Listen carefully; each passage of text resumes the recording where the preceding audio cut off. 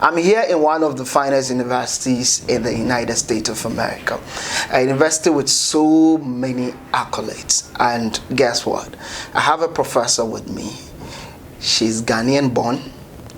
She's now an American-based professor here in the United States, and she is Dr. Janet Entry. Dr. Janet Entry is a lecturer at the University, Ohio State University, and she's embarking on a project. She's taking a lead, something that a lot of people have neglected. She's embarking on a project where she's leading to find a cure for neglected tropical diseases, what a lot of people will call strange diseases. Right. So, and aside that, she's taking it upon herself to also be the go-to person when it comes to students who want to pursue chemistry. They call it, is it STEM or STEM? STEM. STEM. Science, technology, engineering, Absolutely. and math. Okay, I have Dr. Janet Entry with me. Doc. Yes, boss. Thank you for having us. Thank you for having us. Thank you for coming. Thank you for having me. And let me say congratulations as well, because Thank you. Moving from one university to another, and it's as if the chain is moving on a different pedestal, like, you know, from one step to the other, one step. Yes, so you were with Dominican. Yes, so Ohio Dominican University, and now you are in Ohio now I'm at State Ohio State University. Correct. Wow. Thank you. Doc. Yes, bruh. Why would anyone from Ghana who's gotten the opportunity to be in the United States decide to, you know, lead the campaign to seek for, you know, cure for strange diseases? I'm saying strange disease so you understand, by Yes, this neglected. yes. Some people call disease. it orphan diseases. Yes, yes. So why would you pursue such an agenda with all the opportunities around you? okay, good question. You know, leaving Ghana, my dad said I should come to America, further my education. And one thing he always told me, don't forget where you come from. Okay. So for me, being Ghanaian, I wear it like my badge of honor. And so when I got into research, and you get to pick your topic for research. Okay. As a person, you get to pick where you want to study. So of all the diseases in the world, being that I'm from Ghana and I'm African, I chose to focus on diseases that affect Africans and people in third world countries, because I know exactly what it feels to not have treatment for diseases that is curable, but because of lack of medicine or infrastructure, people die from it. So for me, I feel responsible. It's like my way of helping my country, it's my way of giving back to my continent, Africa. And so that's why, of all the diseases, I chose to do neglected tropical disease, because of where the prevalence is. It's prevalent in sub-Saharan Africa. So to me, I chose to solve a problem that affects my people. Wow. Let's look at the research. And you are here in the United States. Every country would like to pursue a solution for her people. Right. And you have decided to pursue something that is out of their jurisdiction. Correct. Finances, support, guidance. How are you going, you know, handling that? Because if at the end of the day, let's take a disease like tuberculosis, ringworm. Yes. These diseases, it doesn't happen in the United States. No. So why would they want to invest? Correct. In such a research to get the, you know, the cure? Right. How are you managing these challenges? That's the difficulty in the kind of projects that I work on, is finding the financial support, the funding for these projects. But the good news is we have organizations like the World Health Organization, and we have National Institute of Health and National Science Foundations who occasionally would support projects like this, because when you advocate and you convince the grant providers that this is a problem that's killing thousands of people in the continent of Africa, then they start to pay attention. But it's not very common. That's why sometimes people avoid such research, because you need the funding to continue to work on such projects. That's why it's called neglected tropical disease, because it's neglected, it's orphaned. Nobody's really investing and pushing money into it. However, for me, I believe in it, because we can find a cure, we can find solution, so you just have to advocate for yourself and convince people that this problem is worth funding, this problem is worth solving, and then they'll give you the money to be able to pursue it. But it's a challenge. It's a challenge, but that's why we're here. I accept the challenge and I go for it. Support. I don't want to sound controversial, but let's be sincere with ourselves. The pharmaceutical industry, yes, definitely the companies would like to make profit. Absolutely. So you are embarking a project that is more focused on Africa. Right. Have you gotten any support from any African, organization, right, or government or anything? Not yet, because we're in the early stages of the project. Actually, I just how long have you been working on it? So when I was in graduate school for 6 years, when I was getting my PhD, my training was in HIV research. That one is more advanced, but that project and idea was really my supervised, my PI's project. Okay. So when you graduate, you cannot take it with you. You have to start and come up with your own project. And so with that, I've been out of school since 2017. However, I was focusing on the teaching, and more recently, like the last 2 years, I started doing the neglected tropical disease research. So it's very early. And so I haven't found partners in Africa, but Africa has some pharmaceutical companies that if you are able to discover the active ingredients to treat leishmaniasis, which I'm working on, then you can perhaps sell it to pharmaceutical companies in Ghana to do it on the mass production. Because even here in America, when you're a professor and you discover a novel drug, you cannot take it from the institution to the patient. It has to go through pharma. It has to go through production.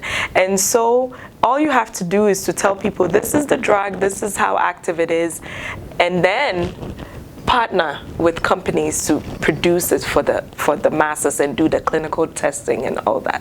Research to take an idea and get the drug into patients, on average, takes 10 to 15 years, depending on the type of project. So for mine, which is the bench side, actually discovering the drug itself and synthesizing it and testing it, it'll take some time, but I'm hopeful. I'm hopeful. You've been running for 2 years. Yes. How have you gotten financial support? Because I know in America, every research project that you decide to embark, there's some kind of funding available and all yes, that. You have to. How has yours gone for you? For me, my institution gave me a startup fund. So schools, when they hire you as a professor, they want you to produce results and data. The schools can give you money to start a project. Okay, and then once you have preliminary data, then you can reach out to big funding agencies. Okay. So basically that's what I've been doing, is using the school's funds to gather preliminary data to convince people that this project is worth pushing. Okay, so basically that's what I've been using is institutional funding. But there are other funding agencies, like I said, the NSF, the NIH, all of those, the World Health Organization. You can write proposals and submit it for funding. However, people want to see that this is viable. They want to know that there is hope before they can, push in money. So that's the goal, is to produce these active compounds and then eventually get the funding to move it forward and forward. Mm-hmm. So your startup capital, I don't want you to be very specific how much you got, but averagely, normally when the research is starting. Yeah. Wow. Some institutions give a lot, but I started at a smaller institution and now I am here. So some would give you like 25,000, 30,000, 40,000, 50. Some can give you even up to 500,000, up until $1 million to start a project, depending on the institution, their endowment, their funds, and etc. But for me, I was around less than 50,000 to start. And I'm also told that normally when a research project is starting like this, some people are given for their setup, their lab and everything, they get as much as $5 million. You can. Wow. Yes, you can. It depends on institutions. It depends on institutions. It depends on the project. It depends on your level. When you're starting as a professor out straight out of university, nobody's going to give you $5 million to run a project. However, with time, with experience, with data, that's when you start getting into the 5 millions to do research projects. But yes, there are research projects that you can get 5 million for 5 years to produce results. But for me, again, I'm very early in the stages. That can come a few years to come. You can get that kind of support if you keep working. A bird whispered into my ear that despite the, you starting just about 2 years ago, your beginnings, the result, the data is currently pushing you into the millions. Yeah, praise God. I know you don't want to talk praise about God. that, but it's really going to happen. It's going to happen. Yeah. I'm very hopeful. You saw the videos that came out. The schools, they are very much behind me and pushing. So let's pray. Let's hope. The future looks bright. Wow. Anyway, I'm actually having an interaction with Professor Janet Entry. She's a professor at the Ohio State University, and she's leading the search for cure for neglected tropical diseases, what we call strain diseases or orphan diseases, especially in Africa. And we wanted to find out why she decided to embark on that journey. She's Ghanaian, so since she's Ghanaian, let's go straight to Ghana. Yankotri. Doc. Yes, my friend. Ghana. Give us a background. Where were you born in Ghana? Wow. I am Bono. Bono 100%. Both Bono. Parents. Yeah, Bronga Hafo. Okay, so it used to be Bronga Hafo. Now it's the Bono region and the Ahafo region. So now. Okay. When I left, it was Bronga Hafo. I understand. Okay. It's like. I'm free, but Accra na woman. You were born in Accra. Yes, Kokomlemle. Yes, Kokomlemle. Okay. Kokomlemle na metna. That's a business district. I know. My dad worked at ATTC, ATTC campus. Yeah. Yeah. I went to school, Foster International School. Kokomlemle. That's basically it. My life in Ghana was very simple. How old were you before you moved to the States? About 15. 15? Your desire to pursue science, I'm told, started at a very young age. Yes, it did. Why? I don't know. It's funny because nobody in my family actually likes science or math that well.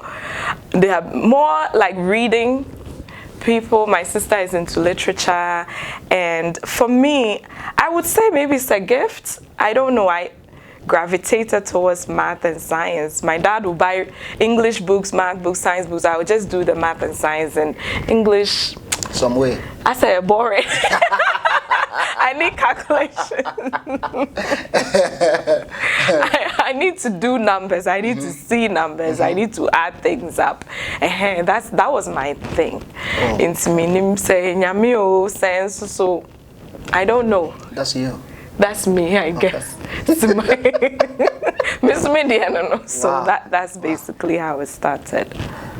Despite your heavy, schedule looking at your research work, you've now embarking on another journey. Yes. With your desire to pursue science at a tender age. Yes. 15. Yes.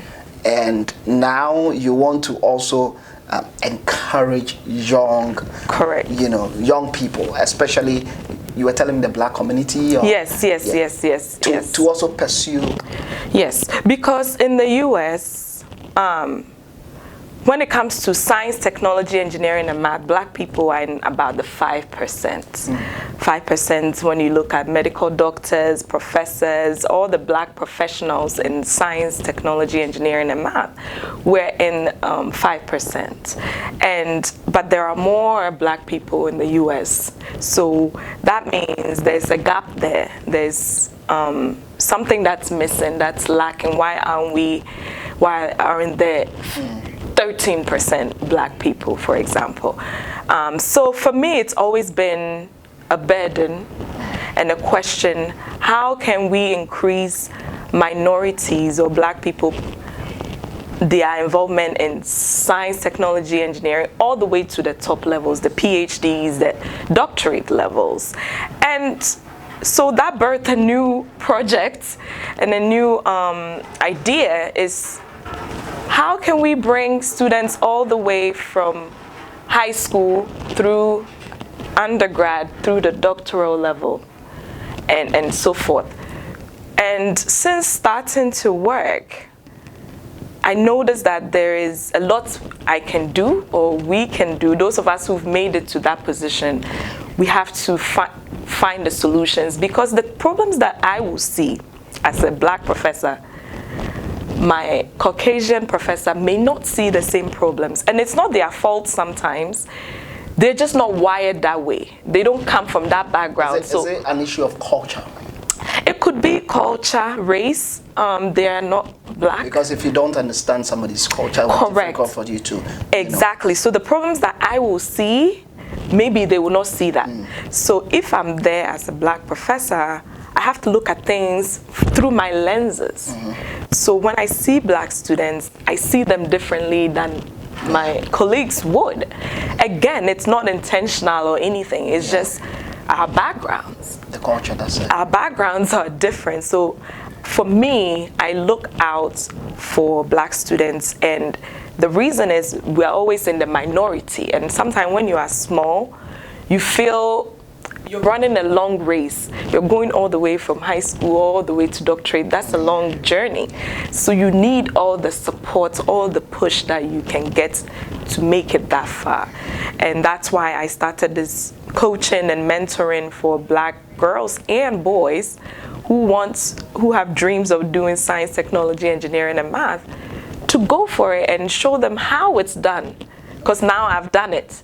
So I can show you exactly how it's done. Programs that you should be involved in, courses that you should take, where you need to be, how you need to network, just so we can get to the top, because we're trying to bridge the gap a little bit better.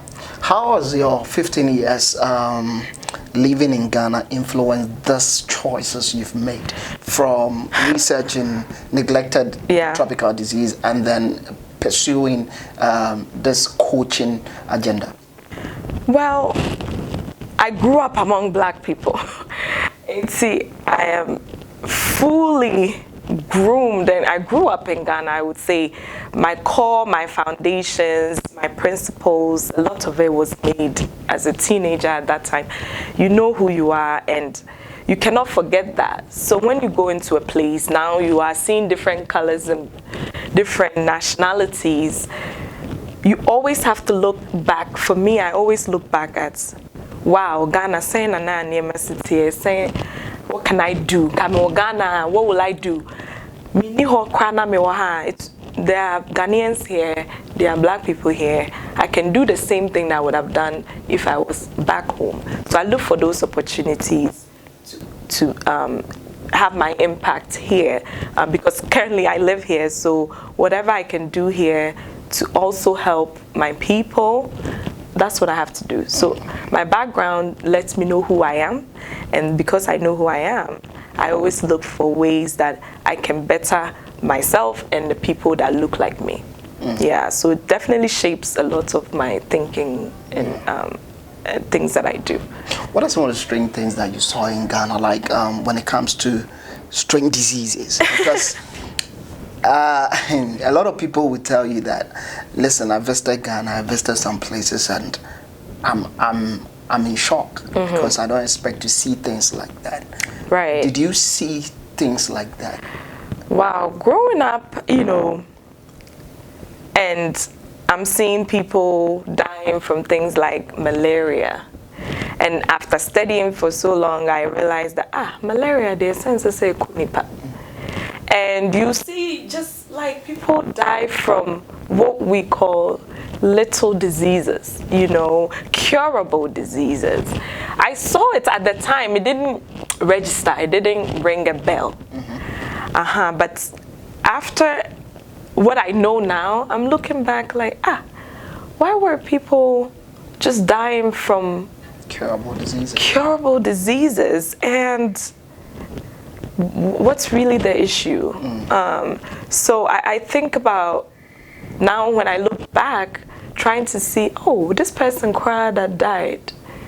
This person could have had this medicine and they would have been good. So I see a lot of that probably still happens. Just because people may not, poverty cannot go and get the proper diagnosis and get the proper treatment. Sometimes even with the diagnosis, you can afford the treatment and all of that. It's a bigger issue, but I'm hopeful that one day things will change, drugs will be available, testing will be available, things will be readily available so that people can get the cure and treatment that they need. Tell me something. With your experience in Ghana, you were little, you didn't know too much. With what you've seen over here, governance, when it comes to pursuing, health care agenda, right? Governance. You've been following the news, the trends in Ghana, in Africa as a whole. Tell me, what do you think that should or must be done? Because yes, we've seen some developments, right? In certain health areas and all. But what can government do so that we have that drastic change? Yes, I think licensure, like your license being revoked, should be heavy. Because here, if you're a nurse, you are working with a license. If you're a doctor, you're working with your license. If malpractice happens, that's it. It doesn't matter that you went to school for however many years. It doesn't matter. That's it. You cannot practice anymore. It's that strict. It's that regulated. You can be sued easily for malpractice. Somebody told me that in Ghana, her dad and her brother have the same name. You know how you name your son after you? Junior and senior. Correct. They gave the daddy's they were both sick in the same hospital. They gave the dad's medication to the son and the son's medication to the dad. The dad passed away. Wow. Nobody was sued. Nobody's license was taken away from them. It makes me wonder, it's like, I don't know how malpractice is. The penalty for malpractice, I don't know. I don't know if people's licenses are being revoked, if people are being let go. There needs to be some kind of regulation. So here, that's what governs, the healthcare. It's huge. You don't want to go to school for all these years, and all of a sudden somebody dies. There will be investigation. Like people don't die and that's it. You need to get the autopsy. We need to know why the person is dying and what you did. Where were the clinicians? So they put the patient first and patient care first here.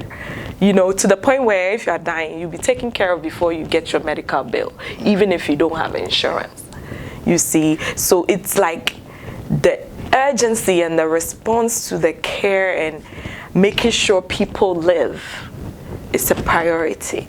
It's a priority. So I don't know, again, I've heard a lot of malpractice incidents, but I've never heard somebody losing their job or private practice, they will shut it down.